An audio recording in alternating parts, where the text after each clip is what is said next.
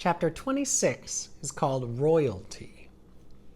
When Mig turned 7 years old, there was no cake, no celebration, no singing, no present, no acknowledgement of her birthday at all, other than Mig saying, "Uncle, today I'm 7 years old." And Uncle saying in return, "Did I ask you how old you are today? Get out of my face before I give you a good clout to the ear." A few hours after receiving her birthday clout to the ear, Mig was out in the field with Uncle's sheep when she saw something glittering and glowing on the horizon. She thought for a moment that it was the sun, but she turned and saw that the sun was setting in the west, where it should be, sinking to join the earth. This thing that shone so brightly was something else. Mig stood in the field and shaded her eyes with her left hand and watched the brilliant light draw closer and closer and closer until it revealed itself to be King Philip and his Queen Rosemary and their daughter, the young Princess P. The royal family was surrounded by knights in shining armor and horses in shining armor. And atop each member of the royal family's head, there was a golden crown. And they were all, the king and the queen and the princess, dressed in robes decorated with jewels and sequins that glittered and glowed and captured the light of the setting sun and reflected it back. "Gore," breathed Mig. The Princess P was riding on a white horse that picked up its legs very high and set them down very daintily. The P saw Mig standing and staring, and she raised a hand to her. "Hello," the Princess P called out merrily. "Hello," and she waved her hand again. Mig did not wave back. Instead, she stood and watched, open-mouthed, as the perfect, beautiful family passed her by. "Papa," called the princess to the king, "what's wrong with the girl? She will not wave to me." "Never mind," said the king. "It is of no consequence, my dear." "But I'm a princess, and I waved to her.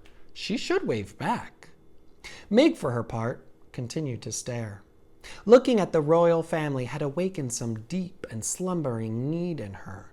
It was as if a small candle had been lit in her interior, sparked to life by the brilliance of the king and the queen and the princess. For the first time in her life, readers, Mig hoped. And hope is like love, a ridiculous, wonderful, powerful thing. Mig tried to name this strange emotion. She put a hand up to touch one of her aching ears, and she realized the feeling she was experiencing. The hope blooming inside of her felt exactly the opposite of a good clout. She smiled and took her hand away from her ear. She waved to the princess. "Today's my birthday," Mig called out. But the king and the queen and the princess were by now too far away to hear. "Today," shouted Mig, "I am 7 years old." That's the end of the chapter. What happened when Mig saw the royal family passing by the farm? Yeah, it said that she started to feel hope. Had she ever felt hopeful before in her life? No. Has she had a very good life? Doesn't sound like it. And how old is she? Yeah, she's only 7 years old. Now what's similar, what's the same thing that Mig saw, that Roscuro saw, and that Despereaux saw that kind of changed them all? Can you think of it? They all saw kind of the same thing. Yeah, they all saw light.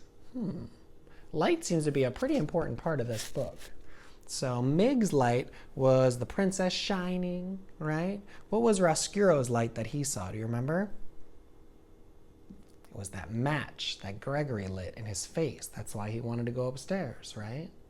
And Despereaux, where did he see the light? All upstairs, streaming in through the windows. And even, I remember when he was born with what? His eyes open. What was he looking at? The light. So as we read, let's keep noticing how light and darkness maybe are important in the story. All right, let's keep going.